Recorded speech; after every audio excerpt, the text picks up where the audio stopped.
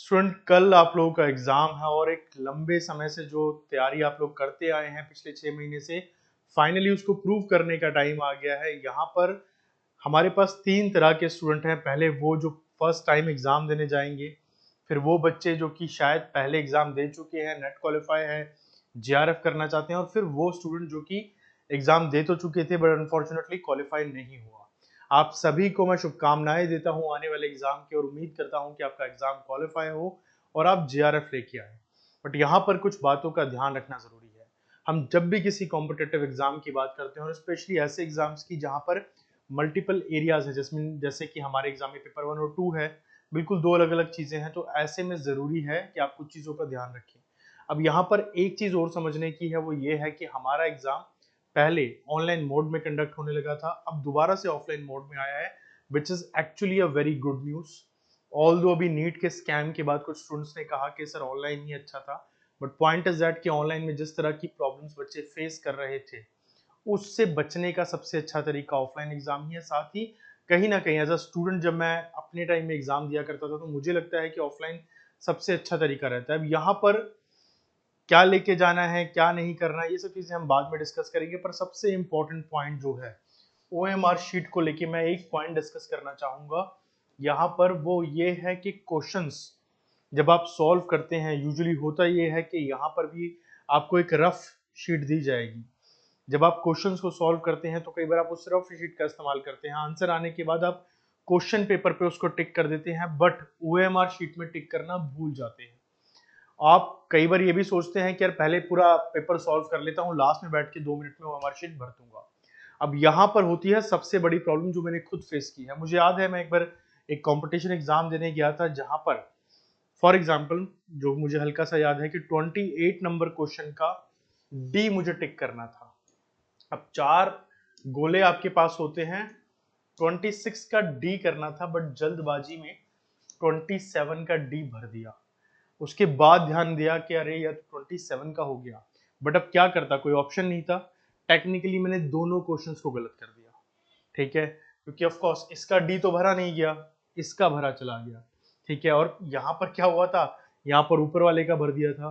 तो इस वजह से अब ये होता क्यों है, क्योंकि कई बार जल्दबाजी में ये भूल जाता है कि हमने कोई क्वेश्चन बीच में छोड़ा है लास्ट के लिए, ठीक है। हमने ये बोला सोचा है कि भाई इसको लास्ट में सॉल्व करूंगा, ये थोड़ा टफ क्वेश्चन है, और जब आप भरना स्टार्ट करते हो तो जल्दबाजी में उसका भी आंसर आप भर देते हैं। तो इस तरह की कॉमन मिस्टेक्स हैं जो बच्चे करते हैं। तो इस चीज का आप ध्यान बहुत अच्छे से रखें कि जब आप ओएमआर शीट का यूज कर रहे हैं किसी भी कंपटीशन एग्जाम में, तो जैसे ही आपका क्वेश्चन सॉल्व हो, फटाक से ओएमआर में आप उस चीज को एक तरह से आप उस गोले को भर लीजिए। तो लास्ट टाइम का जो क्योज रहता है उससे आप बच जाएंगे। और टेक्निकली मैं आपको बताऊं कि सबसे सही तरीका ही होता है। कई बार कुछ स्टूडेंट बोलते हैं कि नहीं इसमें बहुत टाइम वेस्ट होता है, भरने बैठो बीच बीच में, बट एक्चुअली आप इससे अपने नंबर ही बचा रहे हैं। गलती से आपने 2 या 3 गोले भी गलत भर दिए तो गया पूरा पेपर। और ना सिर्फ ये क्वेश्चंस के आंसर देते वक्त आपको ध्यान रखना है, बल्कि ओएमआर शीट को भरते वक्त भी ध्यान रखना है। आपका नाम हो, आपका रोल नंबर हो, सेंटर कोड हो, ये सब चीजें बहुत ध्यान से भरनी है, क्योंकि गलती हुई तो उसको सुधारने का चांस नहीं मिलेगा। ओएमआर शीट मैनुअली चेक नहीं होती, इसको मशीन के द्वारा चेक किया जाता है, और मशीन को नहीं पता कि आपने गलती कर रखी है, वो तो गलत करके उसको शीट को रिजेक्ट भी कर सकती है। तो इसमें फर्स्ट थिंग जो है ये आपको याद रखनी है। इसके बाद आते हैं आपके पेपर के ऊपर। तो अब मेरा सब्जेक्ट तो पॉलिटिकल साइंस है, बट आपके जो भी सब्जेक्ट हैं, अगर आप कल पेपर देने जा रहे हैं, तो अभी कुछ स्टूडेंट्स के ये डाउट जरूर रहते हैं कि सर पेपर 1 पहले करें या पेपर 2 पहले करें। ऑफ कोर्स ये आपके ऊपर डिपेंड करता है कि कहां पर आपकी एक्सपर्टीज बहुत अच्छी है।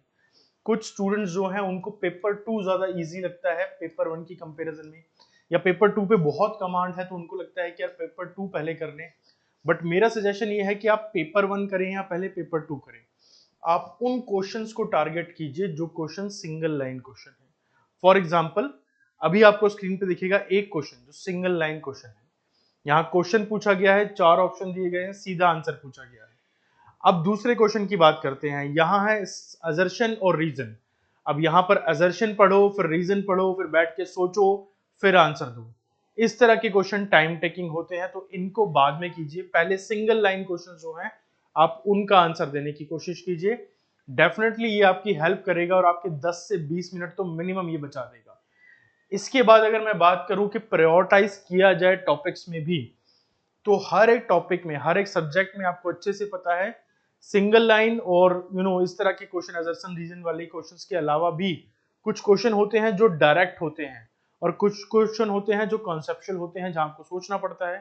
तो जिन क्वेश्चंस में एक्चुअली आपको सोचना है, फॉर एग्जाम्पल आपको कोई स्टेटमेंट दी गई और 4 ऑप्शन दिए गए और पूछा गया कि इसका ये किसने कहा, अब इसमें टेक्निकली आपको सोचना पड़ेगा। अगर आपको एग्जैक्ट आंसर नहीं पता तो दिमाग लगाना पड़ेगा कि भाई किसने कहा होगा। इससे बेटर ही रहता है कि आप उन क्वेश्चंस को पहले फोकस करें जिन क्वेश्चंस में डायरेक्ट आंसर आपके सामने है। फॉर एग्जांपल पॉलिटिकल साइंस के बच्चों से पूछ लिया जाए भाई राइट ऑफ एजुकेशन किस आर्टिकल के अंदर आता है फॉर एग्जांपल, तो आपको पता होगा कि भाई ये राइट ऑफ एजुकेशन इस आर्टिकल के अंदर आता है और ये हमारे ऑप्शन में ए बी या सी डी है। फटाक से आप आंसर कीजिए, नहीं पता तो फिर छोड़ दीजिए। तो इस तरीके से आप एवरेजली पेपर के अंदर बहुत ज्यादा सफिशिएंट टाइम बचा पाएंगे। साथ ही पेपर 1 या पेपर 2, जैसा मैंने कहा कि कुछ भी आप चूज कर सकते हैं, पेपर 1 या पेपर 2 कुछ भी, बट ट्राई कीजिएगा अगर आप पेपर 1 कर रहे हैं और आपकी मैथमेटिक्स वीक है या आपका जो पैसेज वाला पार्ट है उसमें आपकी एक्सपर्टीज नहीं है। अब कुछ बच्चे होते हैं जो पैसेज को पढ़ते हैं फटाक से आंसर करते जाते हैं, कुछ बच्चे होते हैं जिनको मल्टीपल टाइम्स उसको पढ़ना पड़ता है समझने के लिए। तो पैसेज के क्वेश्चन, मैथमेटिक्स के रीजनिंग वगैरह के जो क्वेश्चन है, डीआई के क्वेश्चन जो है, उनको आप या तो लास्ट में रख सकते हैं, ठीक है, अगर आपको बिल्कुल ही नहीं आता। फॉर एग्जाम्पल ह्यूमैनिटीज के बच्चों में से बहुत बच्चे होते हैं जिनको डीआई या रीजनिंग के क्वेश्चन बिल्कुल ही नहीं आते, तो मैं सजेस्ट करूंगा कि शॉर्टली आप उसको छोड़ दीजिए, सीधा आगे बढ़िए। जो क्वेश्चंस के आंसर कर सकते हैं पहले वो कीजिए। ये नहीं कि खोले और बैठ गए 10 बार पैसेज पढ़ने के लिए। ये दिक्कत बच्चों को ऑनलाइन मोड में भी बहुत होती थी, मल्टीपल टाइम पैसेज को पढ़ना होता था, और ऑफलाइन में भी होती है।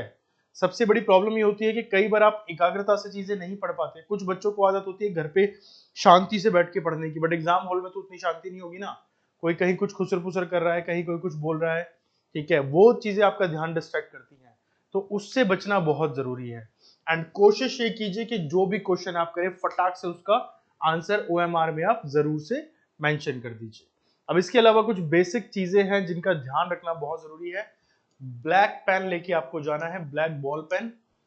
ब्लैक बॉल पेन आप लेके जरूर जाएंगे क्योंकि आज के टाइम पे कोई भी कॉम्पिटिटिव एग्जाम जहां पर इस्तेमाल हो रहा है ओएमआर शीट्स का, वहां पर ब्लैक बॉल पेन से ही आपको शीट को भरने के लिए कहा जाता है। इसके अलावा एक बहुत जरूरी चीज, ड्रेस कोड को लेके मैंने देखा कि अभी यूट्यूब पे बहुत वीडियोस हैं। ऐसा ड्रेस कोड कोई बहुत कॉम्प्लिकेटेड चीज नहीं होती, बट एग्जामिनर नहीं चाहता कि आप कोई ऐसे कपड़े पहन के आए जो एग्जाम के पर्सपेक्टिव से आपके ऊपर शक पैदा करे। फॉर एग्जाम्पल मैं आपको एक फनी केस बताता हूँ। ऐसे बहुत सारे, हर बार जब भी एग्जाम्स होते हैं ऐसा आता है कि लड़कियां साड़ियां पहन के आ रही हैं और साड़ियों के पल्लुओं में जो है फर्रे छुपा रखे हैं। ऑल यूजीसी नेट के बच्चे तो ऑफ कोर्स फर्रे लेके नहीं आएंगे, बट फिर भी कोई भी ऐसी चीज जो आपको प्रॉब्लम दे, दूसरा एग्जामिनर को लगे कि आपके ऊपर शक जाए। अब जैसे स्पेसिफिकली मेंशन है कि बड़ी हील के जूते आप नहीं पहन के आएंगे, कोशिश कीजिए कि आप फालतू की ज्वेलरी पहन के ना आए। एंड सबसे important, this is very much important, digital घड़ियां नहीं पहन के जानी चाहिए। जैसा आपको मेरे हाथ पे घड़ी दिख रही है, डिजिटल वॉच है। अगर कोई कॉल आएगा तो मैं यहीं से बात कर सकता हूँ, यहीं से कॉल उठा सकता हूँ, मैसेज भी इस घड़ी से मैं कर सकता हूँ, इवन मैसेजेस को पढ़ भी सकता हूँ, ऑडियो नोट्स को भी मैं इस पे सुन सकता हूँ आराम से। तो इस तरह की कोई घड़ी अगर आपके पास है तो आप उसको बिल्कुल पहन के ना जाइए। और मेरी एडवाइस तो यह है कि घड़ी पहन के ही मत जाइए, क्योंकि दिक्कत डेफिनेटली होगी। आज के टाइम पे 80-90% घड़ी में कुछ ना कुछ डिजिटल होता है।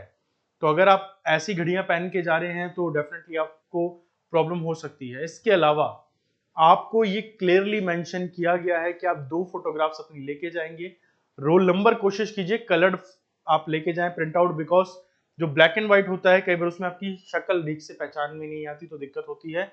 कलर्ड आप लेके जाइए, 2 फोटोग्राफ्स पासपोर्ट साइज के लेके जाइए। इसी के साथ साथ आईडी प्रूफ। बहुत लोगों को ना आजकल गंदी आदत पड़ गई है डिजिटलाइजेशन के टाइम पे, हर चीज उनके मोबाइल में होती है, बट मोबाइल तो आपका पहले ही रखवा लेंगे बाहर। तो एग्जामिनर से क्या बोलोगे, सर मैं मोबाइल लेके आता हूँ 2 मिनट बैठो? ऑफ कोर्स ऐसा नहीं बोल पाओगे। और प्लस गेट पे भी आपकी चेकिंग होगी, और क्लियरली एनटीए ने बोला है कि मोबाइल के अंदर जो आईडी प्रूफ है वो चेक नहीं होंगे। आईडी प्रूफ में भी याद रखना वैलिड होना चाहिए, गवर्नमेंट ऑफ इंडिया के थ्रू होना चाहिए। कई बच्चे ऐसा करते हैं कि वो किसी प्राइवेट यूनिवर्सिटी में पढ़ रहे हैं और उसका जो उनका आईडी प्रूफ है वो उसको लेके आ गए, या किसी जॉब में है तो उसका आईडी प्रूफ लेके आ गए। या तो Aadhaar card, PAN card, driving licence हो आपके पास, इस तरह का, या वोटर आईडी कार्ड, कोई भी वैलिड आईडी प्रूफ आपके पास होना चाहिए और हार्ड कॉपी में होना चाहिए। और जब मैं हार्ड कॉपी बोल रहा हूँ उसका मतलब ये नहीं कि प्रिंट आउट लेके आप जाए, जी नहीं, प्रॉपर वही ओरिजिनल होना चाहिए। इसी के साथ साथ लास्ट 2 पॉइंट्स के ऊपर मैं फोकस करने चाहूंगा। सबसे बड़ी बात यह कि एग्जामिनेशन हॉल में आपको जब जाना है यहाँ पर तो आपको टाइम से पहुंचना है। नेट में मैं आपको बता दूं कि पहले इतनी स्ट्रिक्टनेस नहीं थी, यहां तक कि मैंने यूपीएससी में भी इतनी स्ट्रिक्टनेस नहीं देखी है। नेट में पता नहीं क्यों अलग लेवल की स्ट्रिक्टनेस होती है, दिल्ली एनसीआर में तो बहुत ज्यादा होती है। अगर आप लेट हुए तो आप रो गिड़गिड़ाओ कुछ भी करो, आपको अंदर नहीं जाने देंगे। 7:30 से 9 के बीच में आपको सेंटर हर हाल में पहुंचना है। साथ ही वो स्टूडेंट जिनका सेंटर बहुत दूर है वो ट्राई करें कि अभी से, कल सुबह आपको निकलना है या कल दोपहर को निकलना है तो अभी से देख के चलें, प्रॉपर अपने कन्वेंस वगैरह वो अभी से कर लें कि भाई हमें ऐसे पहुंचना है इस तरह से। एट द लास्ट मैं आप सबको बेस्ट ऑफ लक बोलूंगा और उम्मीद करूंगा कि आप अपना एग्जाम क्वालिफाई करें और अपने जो ड्रीम्स हैं प्रोफेसर बनने के उसको पूरा करें।